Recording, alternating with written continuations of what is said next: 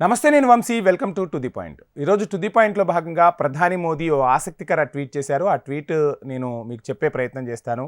So పరీక్షల్లో ఉత్తీర్ణత సాధించాను అని మోడీ ట్వీట్ చేయడంతో ఆ ట్వీట్పై ఆసక్తి పెరిగింది. అసలు ప్రధానమంత్రి మోదీ ఏ పరీక్ష రాశారు, ఎక్కడ ఉత్తీర్ణత సాధించారు అనే దానిపై ఈ ట్వీట్ను నెటిజన్లందరూ చూస్తూ ఉన్నారు. దీనికి సంబంధించిన విషయాన్ని నేను మీకు చెప్పే ప్రయత్నం చేస్తాను. ప్రధానమంత్రి నరేంద్ర మోదీ ఢిల్లీలోని తన అధికారిక నివాసంలో క్రిస్మస్ రోజున ప్రత్యేక కార్యక్రమాన్ని నిర్వహించారు. ఈ ఈవెంట్లో అనేక మంది పిల్లలు తమ గాత్రంతో అందమైన పాటలు కూడా పాడారు. ఈ క్రమంలోనే ఆ పిల్లలందరికీ ప్రధాని మోదీ తన నివాసాన్ని కలిగి తిరగడానికి అవకాశం కల్పించారు.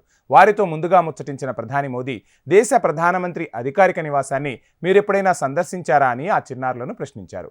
ఇక ఆ పిల్లలు నో అని జవాబు చెప్పడంతో దానితో మీ అందరికీ నా వ్యక్తిగత సిబ్బంది ప్రధానమంత్రి అధికారిక నివాసాన్ని అంతా తిప్పి చూపిస్తారని హామీ ఇచ్చారు మోదీ. కాగా తన నివాసానికి వచ్చిన అనుకోని అతిథుల పట్ల సంతోషం వ్యక్తం చేసిన పీఎం మోదీ ట్విట్టర్ వేదికగా ఎంతో దూరం నుంచి ప్రయాణించి 7 LKM వచ్చిన ఈ పిల్లలు సరికొత్త అనుభూతిని పొందారంటూ ట్వీట్లో రాసుకొచ్చారు.